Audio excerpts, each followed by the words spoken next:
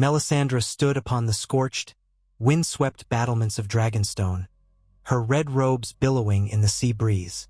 Her flame-colored hair, shot with strands of copper and gold in the sunlight, framed high cheekbones and dark, enigmatic eyes that looked ever toward the future and beyond. In her hand, she clutched a polished red gem that glimmered with an otherworldly fire. Though she had served kings and whispered to lords, she now stood on her own threshold of power, poised to reshape the fate of Westeros. She had come to Dragonstone once under the shadow of Stannis Baratheon, proclaiming him Azor Ahai reborn. Yet the tides of war and the shifting alliances had dissolved that story. Stannis had found defeat in the snow-laden fields near Winterfell, his fire quenched. Jon Snow had emerged from the ice and gloom of the north, forging his own legend in battle. Daenerys Targaryen had soared above them all upon the wings of dragons. But with each new dawn, Melisandre's eyes were ever seeking the glimmer of truth that lay in her flames, and her faith in the Lord of Light did not waver. If Azor Ahai was not Stannis, it might be another. If it were not Daenerys, then perhaps it was a single flicker in the darkness yet to come. But prophecy, she had come to learn, was a tricky beast, and the lens of mortal interpretation easily warped what the flames revealed. Still, in the quiet after the wars and the devastation, she asked herself, what if she no longer needed a king or queen to champion the Lord of Light?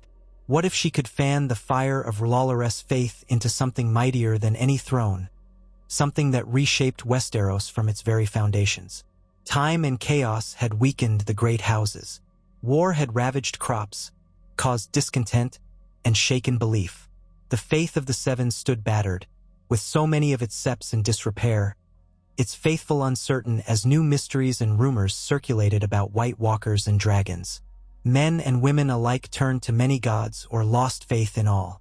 Melisandre knew that in times of darkness, desperate souls turned to the promise of light, and no light was more potent than the flicker of the Red God's fire. She walked across Dragonstone's stone walkway, passing the carved serpents and dragons that adorned the fortress walls. Her footsteps echoed in the hollow halls. In a long-abandoned chamber, she kindled a brazier with her own hands. Sparks leapt, the tinder caught, and soon the flames danced. They rose higher, swirling, as if to greet her, and Melisandre stared into the fire, letting the warmth suffuse her blood. Shadows, shapes, possibilities formed in the twisting tongues of orange and yellow. She saw armies kneeling before a red banner with a fiery heart. She saw the priests of the Seven flee. She saw the weirwoods of the north weeping blood. She saw drowned men in the Iron Islands raising swords in defiance, only to have them melt away under scalding flames. The swirl of visions called to her. Bring forth the new dawn, a kingdom of the Lord of Light, united under the single flame that could burn away the darkness of the world. Thus, Melisandre decided. She would found a new kingdom dedicated to R'hllor. But first, she needed followers. She needed alliances. She needed power. The notion was grand, some might say impossible, but her faith in the Lord of Light was unwavering. She believed the elements of destiny had begun to align. She stayed in Dragonstone for a time. The fortress island was still haunted by the memory of dragons, an apt seat for forging a new faith. The Targaryens had once launched their conquest from these very shores. And though Daenerys had gone east again, some said to rebuild Meereen, others said to roam the seas, Dragonstone remained a fortress revered for its history and its imposing design. If she could transform Dragonstone into a radiant beacon of the Lord of Light, would-be believers from across the seas might flock to her cause. She started by igniting the hearts of those who lived beneath the castle's shadow. Fishermen and their families who had long dreaded the uncertain storms at sea gathered with hesitant curiosity when she invited them to the courtyard. They knew of her powers. They had heard whispers of her miracles. Rumors that she could birth shadows, resurrect the dead, foretell events by gazing into the flames. When she addressed them, her voice had the smooth clarity of a river of molten gold. She spoke of deliverance from fear and darkness. She said that each soul carried a spark of light inside. She did not speak of demands. She offered a path to hope, to warmth, in a land that had suffered so much cold. She offered blessings of R'hllor to see them through stormy nights at sea, to heal the sick children in their huts, to guide them to a better tomorrow. And the people, battered by years of war and famine, wanted to believe. They sought a strength beyond the old gods that had not shielded them from war, beyond the seven who had seen their churches burnt and their promises unkept. So they listened to her, and they saw a spark in her eyes, something fiercely passionate, undeniably certain. Over time, in small gatherings under torchlight, a handful lit candles to the Lord of Light. Then dozens, then scores. They would kneel, repeating the short prayers she taught them, and they would leave small offerings, bits of coin, a piece of fish, herbs, or incense to stoke the flames.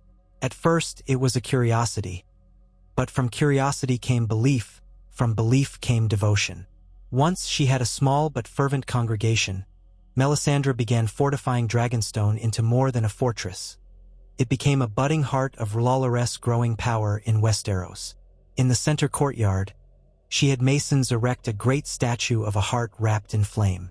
She blessed the foundries that poured molten metal for the statue, chanting incantations in her strange, lilting accent, eyes gleaming. The statue rose tall, so that any ship approaching the island could see it outlined against the sky, crowned by flickering torches at night. It was no dragon perched upon a spire, but a blazing symbol that told all, "Here, the Lord of Light reigns." Word drifted across the narrow sea. Red priests and priestesses in Volantis, Lys, Tyrosh, and other free cities heard rumors that the Lady Melisandre, once a mysterious envoy among Westerosi kings, had raised a standard in the name of R'hllor. Some called her a heretic or at least misguided. Others saw in her a bold, divinely inspired leader.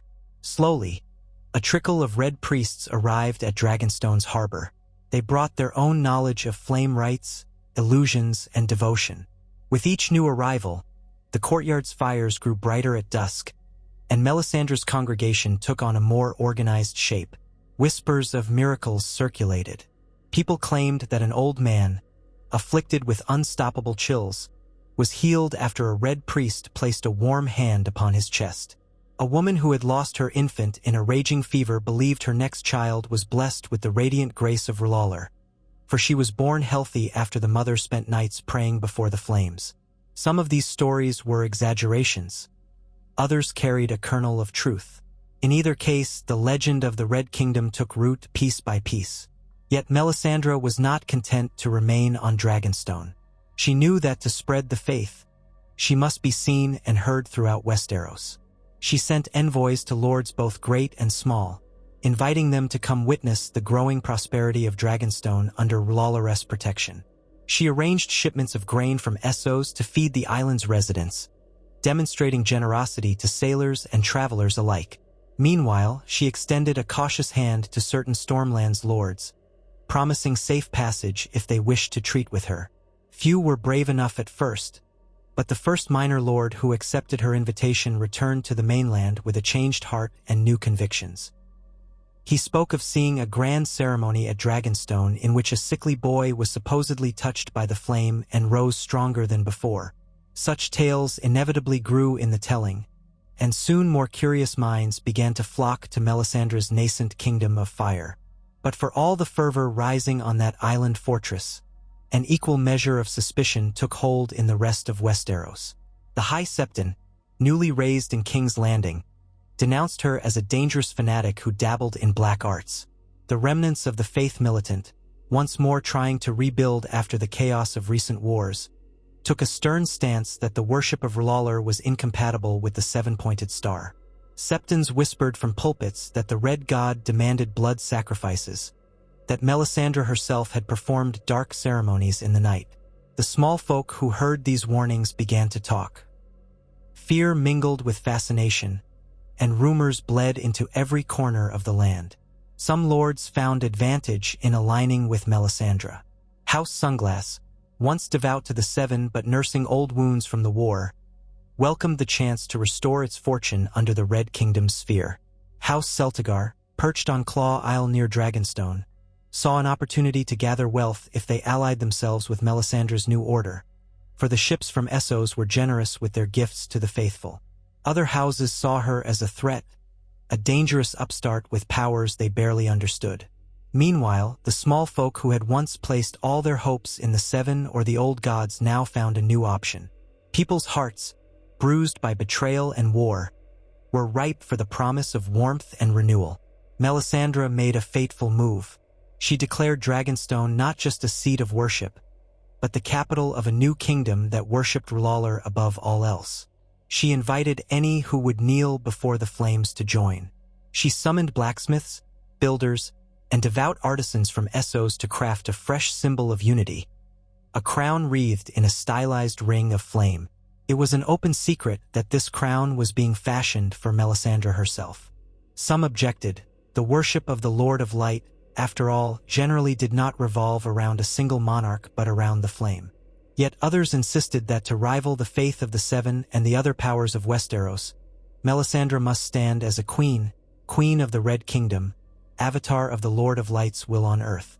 So, in a solemn ceremony under the starlit sky, with torches and braziers illuminating the ancient courtyard of Dragonstone, Melisandre allowed a council of red priests to place the flame-wreathed crown upon her brow.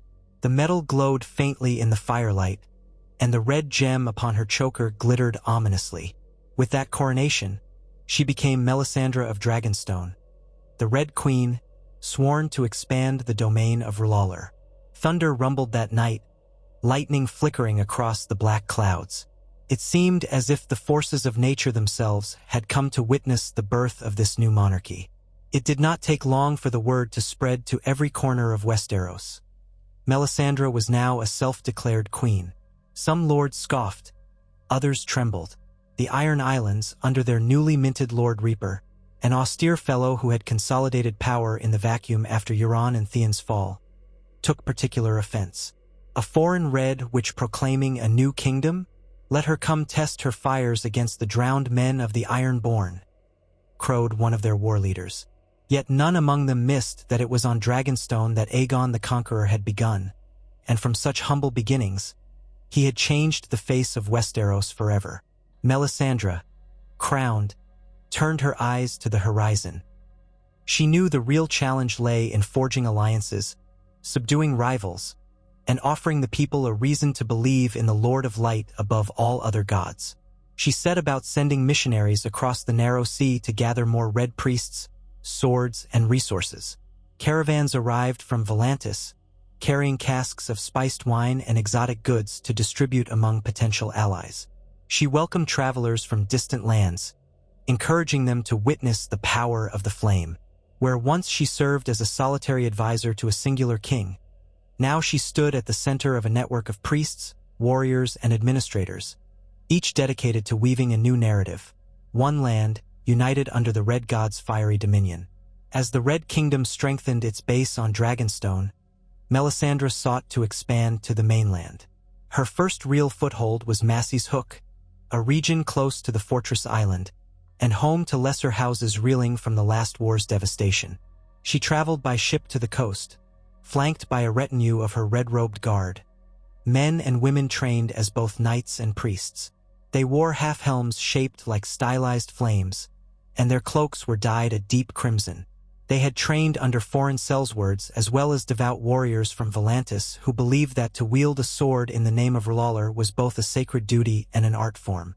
They were still relatively few in number, but they carried themselves with formidable discipline and unwavering zeal. Melisandre's arrival in the villages of Massey's Hook was heralded by the tolling of brass bells. She stood in public squares, proclaiming the blessings of the Lord of Light, offering food and fresh water to the peasants. She cured the sick with potions and prayers, quieting fevers and easing wounds that had festered. Curious onlookers came forward. Some recognized her from older stories, describing her presence with Stannis Baratheon. Rumors had it she had once burned statues of the Seven, sending them up in flame. Would she do the same here? But Melisandre, more subtle now than in her earlier zeal, said only that R'hllor's light was open to all who sought hope. The first seeds of conversion were sown. A handful of knights pledged fealty to her, seeing that her power was growing daily. They had lost fortunes in the war and sought a new patron.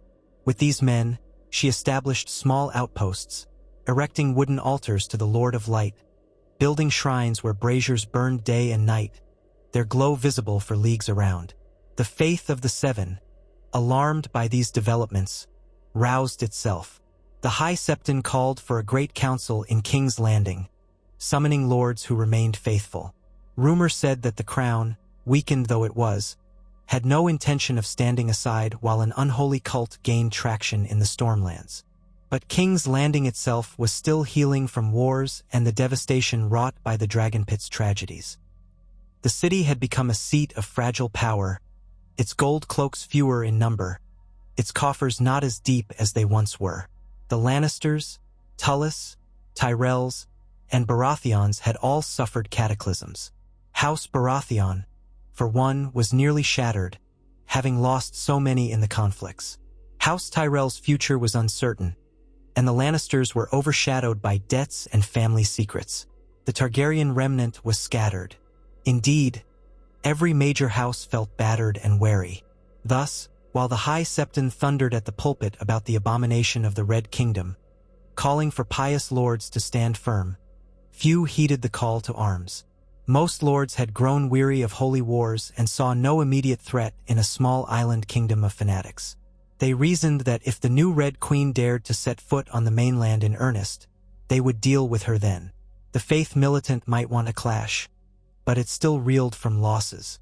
They did not relish the idea of storming Dragonstone, infamous for its defenses. For a time there was a lull, an uneasy watchfulness. Melisandre's outposts on the shores near Dragonstone grew, but she did not provoke a direct confrontation with the Iron Throne or the faith of the Seven just yet. North of Dragonstone, in Blackwater Bay, trade began to shift. More and more ships found safe harbor on the island, greeted by smiling worshippers of the Red God who offered them decent docking fees, security from pirates, and cheap provisions. The Crown's demands for high tariffs in King's Landing deterred many merchants, and so they turned to Dragonstone's new harbor. In time, an influx of gold and resources sparked an economic surge for the Red Kingdom. Carpenters built new docks, storehouses, and inns. More small folk migrated, hearing that life under the Red Queen was not as miserable as some rumored. They found bread and fish, courtesy of shipments from Essos. They found rudimentary justice, as Melisandre had appointed judges who governed disputes with an odd mixture of lawless precepts and old Westerosi law. The populace was not forced to recite prayers, at least not publicly, but if you wanted a prosperous life in Dragonstone or its outposts, you learned quickly to bow before the Flaming Heart. Beyond the Stormlands, other faiths regarded the Red Kingdom with growing tension. In the north, where the old gods still held sway and the people prayed before weirwood trees, word of Melisandre's ambition recalled her mysterious involvement with Jon Snow at the Wall. Some still credited her with miraculous acts, but others whispered darkly that she had burned the banners of House Stark and House Bolton at her night fires. They said she had no respect for weirwoods. For now, the North's attentions were turned inward, rebuilding from a harsh winter that had only recently abated. Still, the lords and ladies of the North told tales around their hearths of a time when Melisandre wore furs and a thick ruby choker, conjuring shadows. Few trusted her. To the west, the Iron Islands, devout in their worship of the drowned god, bristled at the notion of a red invasion. But they had troubles of their own. New rebellions stirred, and the Ironborn had no desire to send men off to war across the sea. They'd battled Stannis at sea once. Perhaps they would again if she dared come. But until that day, they were content to remain a brood of iron in their storm-lashed isles. In the Riverlands, the Seven held strong sway, but the region had been fought over so fiercely in the past years that many small folk there simply prayed for peace. If the Red Kingdom promised no raids, no forced conversions, they might prefer to be left alone. Melisandre understood that hearts must be won before swords were drawn, and so she let them be, for the moment. As the seasons turned, Dragonstone's transformation became more pronounced. Once a grim fortress that had passed through many hands, it now gleamed with color. The halls were lined with tapestries depicting scenes of a fiery sunrise, silhouettes of flaming swords, and the stylized face of a radiant sun. Incense burned day and night, mingling with the salt air. Red priests practiced intricate rites in which they swung censers of aromatic smoke, chanting in the high Valyrian tongue.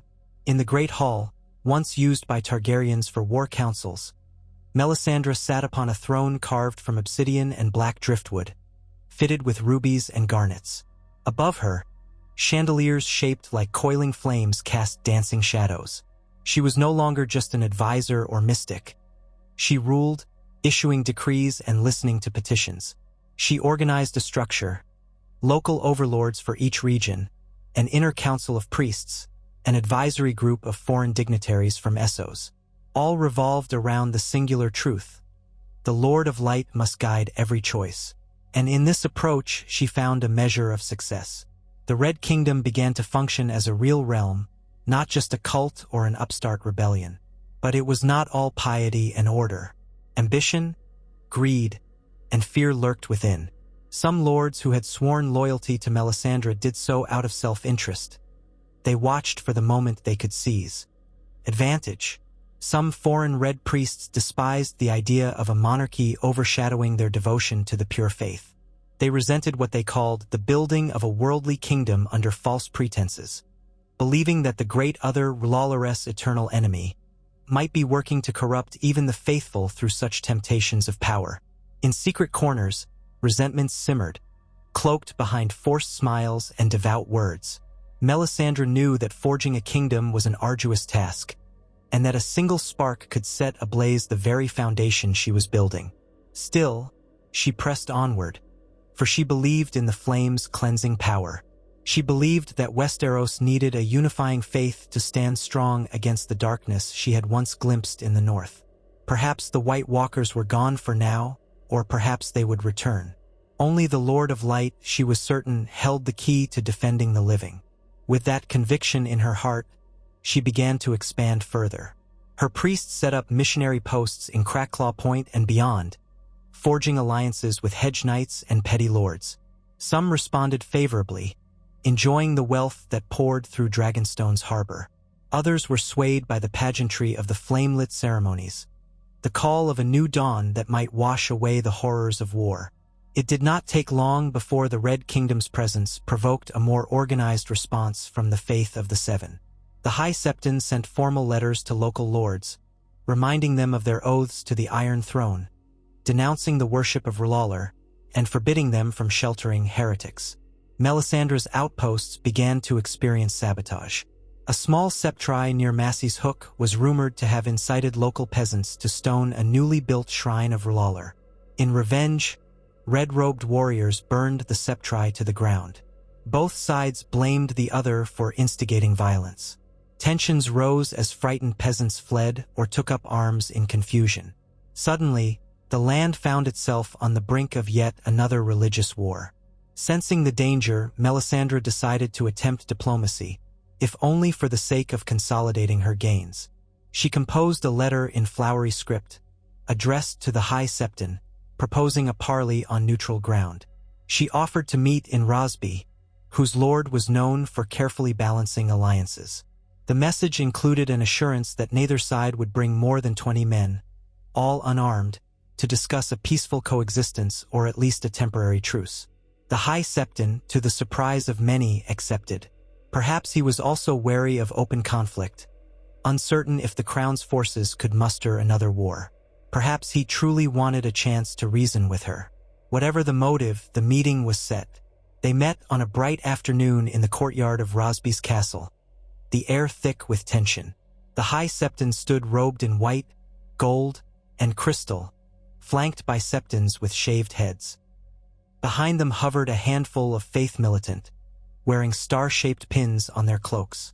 On the other side, Melisandre appeared in her radiant red robes, the ruby at her throat pulsing faintly in the sunlight. Her retinue wore robes of varying crimson shades, their expressions serene yet watchful. They all sat at a long table, while the Lord of Rosby looked on from a balcony above, ensuring no blood was spilled on his property. Melisandre began with a respectful nod, calling the High Septon Your Holiness. She spoke of wanting only to spread the warmth of the Lord of Light, not to wage war on the faithful of Westeros. The High Septon, a stout man with keen gray eyes, responded that Westeros was the realm of the Seven, not an Associ fire cult. He insisted that the hearts of the people belonged to the Seven.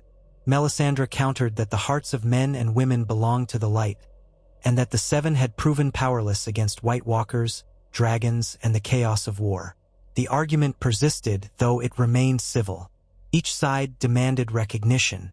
The High Septon wanted the Red Kingdom to forswear any expansion and allow the faith to remain unchallenged in the Crownlands and beyond. Melisandre wanted the faith to abandon its condemnation, to let people freely choose their god. The talks ended in stalemate. They agreed to a tenuous ceasefire. No burning of septs, no destruction of R'hllorest shrines, and no forced conversions. But both sides knew that conflict might erupt at any moment. After the meeting, as Melisandre departed, she looked into the face of the High Septon, her red eyes seeming to search his soul. She gave him a small, cryptic smile and turned away. Something unspoken passed between them. The knowledge that a deeper struggle was underway, that words alone would not suffice. The faith of the Seven might have numbers and tradition on its side, but the Red Kingdom had zeal and growing wealth. The confrontation was inevitable, only the shape and time remained uncertain. In the months after that parley, smaller skirmishes did indeed occur. Rogue elements of the Faith militant attacked a R'hllor convoy traveling from Dragonstone to Rosby. In retaliation, red-robed guards seized 2 Septons traveling near the coast, detaining them for questioning. Outrage flared on both sides. Rumors spread that the Red Kingdom had begun to forcibly convert villages, burning idols of the Seven. Melisandre publicly denied such methods, but not all her followers were so restrained. Still, she tried to keep the worst impulses in check, for she knew that a major confrontation might break the delicate gains she had made. Meanwhile, word reached the north. The new Lord Stark or Lady Stark, whoever held the seat in Winterfell in that uncertain time, heard conflicting tales of the Red Queen's doings. They remembered that Melisandre had once stood on the battlements of the Wall, summoning visions of an otherworldly threat. They did not relish seeing her in a position of such power. But the North was preoccupied with ensuring peace in its own domain. They had no appetite for southern wars of religion.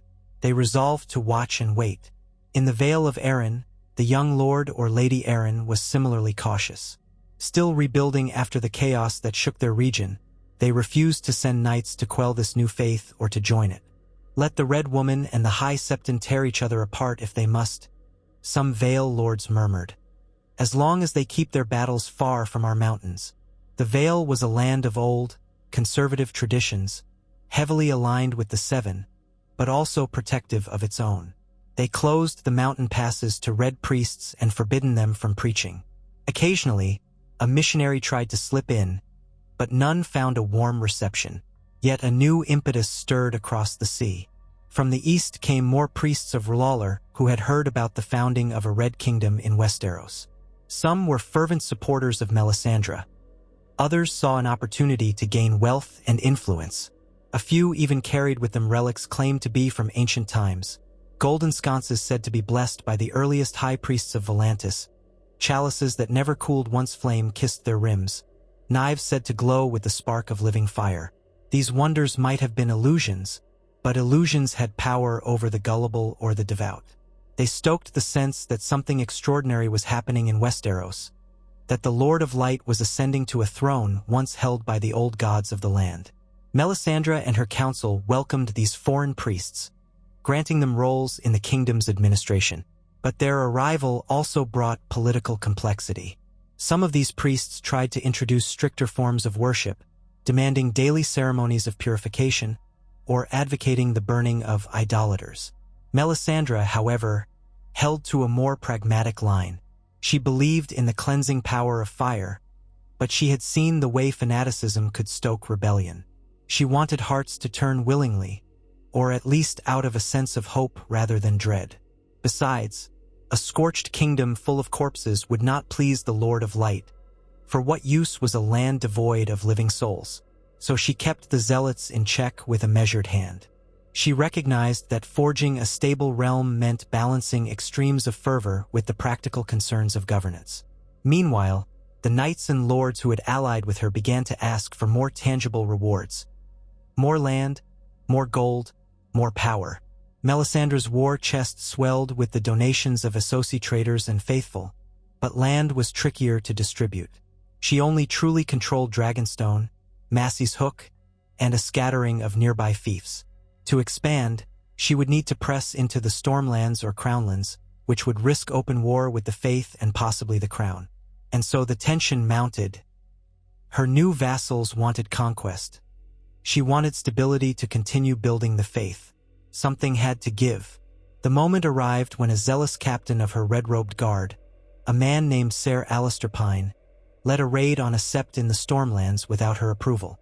His men stormed the building, destroyed statues of the Seven, and carried off valuable relics to be offered at Dragonstone's altars. He reported his victory to Melisandre as though expecting praise. Instead, she was furious. She publicly reprimanded him, and some said she was tempted to sacrifice him to the flames for disobedience. But she hesitated. He had acted out of misguided devotion, and punishing him too harshly might alienate other fanatical warriors in her service. She chose instead to strip him of command and impose a penance, forcing him to fast while praying at the great brazier for days. Word of his punishment spread. So did the knowledge of his deed. The faith of the Seven roared in outrage. Calls for a holy war grew louder. A series of retaliatory acts followed. A group of incensed smallfolk, with the backing of a few lower knights still loyal to the Seven, burned a Lawler shrine near Haystack Hall. In a night attack, they slew 3 red priests who served there, hacking them to death with farm tools and leaving their bodies to be found by traveling pilgrims. The news of such brutality shook the Red Kingdom's faithful. Eager for revenge, they pressed Melisandre to respond in kind. She tried to hold them back from open reprisal, at least for the moment, seeking a more strategic approach.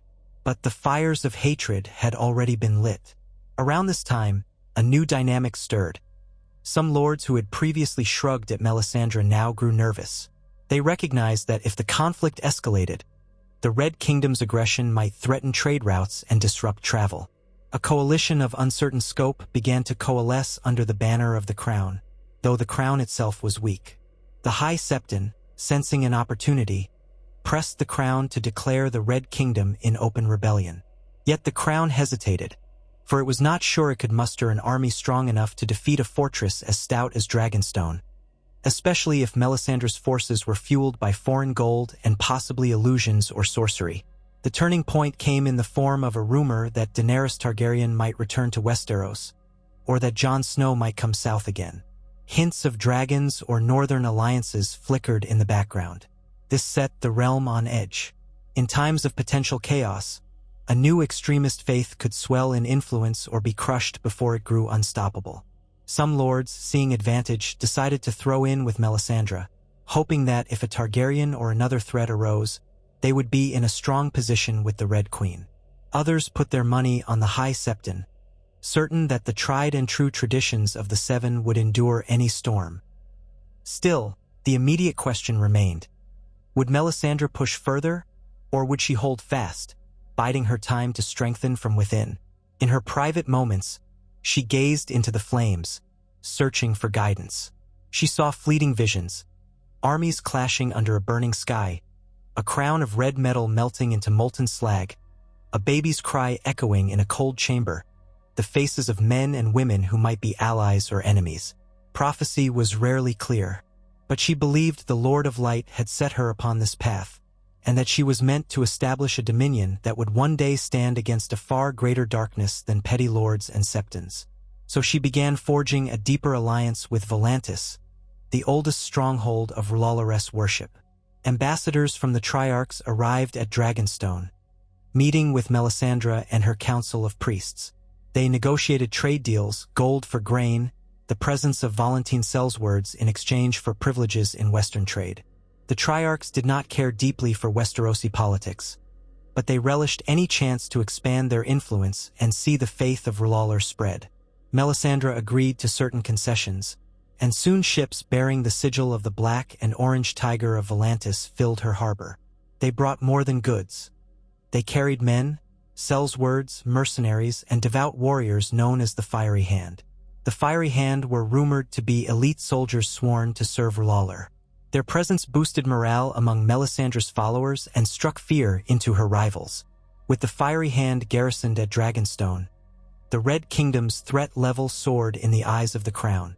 The High Septon pronounced that the hour of confrontation has arrived. He urged that the Crown must act swiftly, or risk seeing the Stormlands and Crownlands fall to the Red Goddess. Though the Crown was divided, it issued a decree. Any further expansion by Melisandre's forces onto mainland Westeros would be seen as an act of war. Her envoys were expelled from King's Landing, and the gates were closed to known worshippers of R'hllor. Meanwhile, inland, a wave of anti-R'hllor sentiment flared, with Septons preaching that the new faith was nothing short of demon worship. Unrest brewed, and small folk who had begun to flirt with the idea of worshipping R'hllor retreated in fear of condemnation. That was the state of the realm when Melisandre finally decided she must act. She had to test the faith's will, show that the Red Kingdom could not be cowed. More importantly, she needed more land to reward her knights, who clamored for titles. She set her sights on a target just north of Massey's Hook, the lands near the Windwater, specifically House Valerion's old seat at Driftmark, and then perhaps further up the coast. House Valerion had always been strong allies of Targaryens, but in the recent turmoil, they were left weakened and uncertain.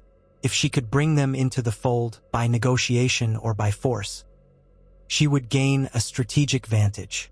She arranged a fleet of ships led by her admiral, a red-robed priest named Son Dilorak, who claimed ancestry from New Guise.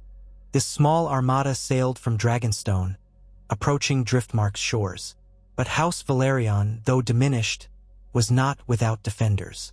They refused to bend the knee to the Red Queen, proclaiming loyalty to the Targaryen legacy and, by extension, to the rightful crown, whoever wore it. They rallied their knights and small folk. A call for help went out to lords of the Crownlands. Seeing this as a chance to check Melisandre's ambitions, some knights indeed came to Driftmark's aid. On a misty morning, the Red Kingdom's fleet approached, red sails glimmering under a hazy sun. The defenders on the beaches set up a meager line of archers and spearmen. A small squadron of loyal crown ships harassed Melisandre's vanguard. It was the first open battle of the new conflict. The clash was short but fierce. The Red Kingdom soldiers, empowered by the presence of red priests chanting on the decks, fought with terrifying zeal. Some claimed that Melisandre herself stood on the prow of the lead ship, arms outstretched, chanting to R'hllor as the arrows whistled overhead. The defenders fought bravely, but they could not match the coordination and raw passion of the red-robed guard. Fire arrows rained down, setting the driftwood palisades ablaze. Screams mingled with the roar of the tide. House Valerion's standard-bearer was struck down, the banner of the seahorse trampled in the surf. The battle ended with Melisandre's forces establishing a foothold on Driftmark. She spared the lives of many who surrendered, offering them a choice: swear fealty to the Red Kingdom or depart the island. Some chose exile, taking ships to rally in King's Landing or Duskendale. Others knelt, weary of war and seeing no reason to die for a crown that had not come to save them. The symbolic significance was clear. The Red Kingdom had now expanded from Dragonstone to Driftmark, effectively controlling a swath of the sea routes around Blackwater Bay. News of this victory spread quickly, fanning the flames of both admiration and dread. The High Septon denounced the conquest, labeling Melisandre a usurper and an agent of darkness. But for every condemnation, more souls began to wonder. If she was truly an evil force, why did her soldiers claim they fought to protect the living from a greater darkness? Why did she feed the poor at her altars? The lines of truth and falsehood blurred, as they often do in times of upheaval. Some called her a saint, or even the bride of R'hllor, destined to sit on a fiery throne. Others called her a demon in a woman's skin. And in taverns and marketplaces, men and women debated her cause, uncertain whether to cheer or fear her rise. The crown, cornered by the High Septon's pressure, now had little choice but to mobilize. They sent out ravens calling loyal houses to muster. They told the realm that it was time to crush the Red Kingdom before it consumed the entire eastern coast. The faith militant, emboldened, joined the effort. Soon, a modest force of a few thousand men marched from King's Landing, determined to reach the coast and, if possible, threaten Dragonstone's holdings. But by then, Melisandre had entrenched her positions, and the fiery hand stood ready. A wave of red priests accompanied the rank and file, offering blessings and stirring the troops with talk of holy war against false idols. The Red Kingdom's forces were smaller but far more motivated and better funded than many expected. The conflict loomed, promising a clash that would decide the fate of Melisandre's nascent domain. High above the swirling chaos, Melisandre gazed into her brazier in the throne room of Dragonstone. She saw flickers of pitched battles, storms at sea, and the endless dance of light against darkness. She recalled the long night she had once dreaded in the north, and she whispered under her breath that the Red Kingdom was but the first spark of the great conflagration to come. Whether that conflagration would be a holy redemption or a final cataclysm, she could not say. The flames showed her many paths, many outcomes. But the presence of the Great Other still lingered, somehow, in the shadows at the edges of her vision. She sensed a greater destiny unfolding, and she was determined that R'hllor's flame would not be snuffed out by the petty forces of men clinging to old gods. The war that followed would see villages sundered by conflicting faiths, knights forced to choose between fealty to a distant crown or a fiery queen whose generosity could be as potent as her wrath. The Seven would not yield easily, for centuries of tradition and devotion upheld them. But the Red Kingdom had staked a claim, not just on a fortress island, but on the hearts of people who had grown tired of the old ways. A spark had become a flame, and a flame could become a wildfire, all-consuming and unstoppable once it had enough fuel. And so Westeros stood on the brink, balanced between the old gods, the Seven, the drowned god, the faint memory of the Valyrian dragonlords, and now R'hllor in all his fiery splendor. Melisandre, once an outcast from Ass High, once a foreign advisor to a doomed Baratheon king, now wore a crown of flame and commanded armies in the name of her red god. Whether Westeros would burn in her fervor or be transformed by a new dawn remained to be seen. But the days of quiet, of comfortable worship of the Seven, of half-forgotten gods in the north, those days were gone. A bright new fire had been lit, and it would challenge every faith in the land until either it consumed them or was itself doused in blood and ashes. In the hush before the inevitable battles, in those quiet hours of dawn when the sky burned pink, Melisandre stood on the ramparts of Dragonstone once again. She watched the waves crest and crash against black rocks. Her scarlet cloak fluttered behind her, and the jeweled choker at her throat glowed in tandem with the rising sun. In her mind's eye, she saw the strife to come. The clang of steel, the screams of the wounded, the prayers offered to 1,000 different gods. She closed her eyes and whispered to the Lord of Light, asking for the wisdom to see beyond the illusions of mortality. The air was thick with sea spray and the tang of salt.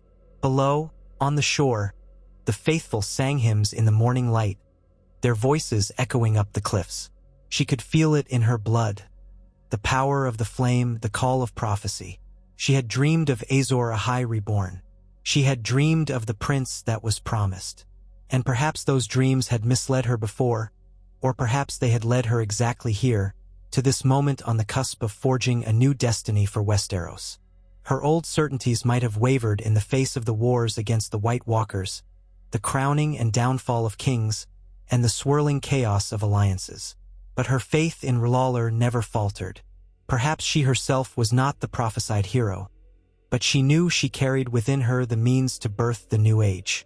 If men would not champion the Lord of Light wholeheartedly, she would do it herself, wearing a crown of fire in defiance of any throne. Far out at sea, a silhouette of a ship appeared, its sails red in the rising sun. Another wave of volunteers or mercenaries from Essos, she assumed, come to join the Red Kingdom. On the mainland, banners of the Seven must have been gathering as well, knights polishing their armor, lords issuing commands to muster levies. The final clash was imminent, and she would not shy away from it. For every threat or curse the High Septon hurled her way, she would answer with the fire of a true god. In her heart, she believed that only Lawlor's light could prepare the realm for the encroaching shadows of an uncertain future. If that meant toppling centuries of tradition, sowing conflict among the great houses, and setting the countryside ablaze with zealotry and war, then so be it. Fire was the price of rebirth. The gathering storm would change Westeros forever. At its core, a woman once known only as Melisandre of Ashai now stood as Melisandre of Dragonstone, Queen of the Red Kingdom, proclaimer of the one true God, challenger to every faith from the Stormlands to the frozen north. With each day, her legend grew, and so did the flame that threatened to burn away the old world's illusions. In the distance, the dawn broke, a blaze of pink and gold. She breathed in the salt air, letting the new day wash over her. The drums of war pounded, but beneath their rhythm, the silent crackling of fire carried the promise that from these ashes, a new order might rise, or all might be lost to the embers of an unbridled conflagration.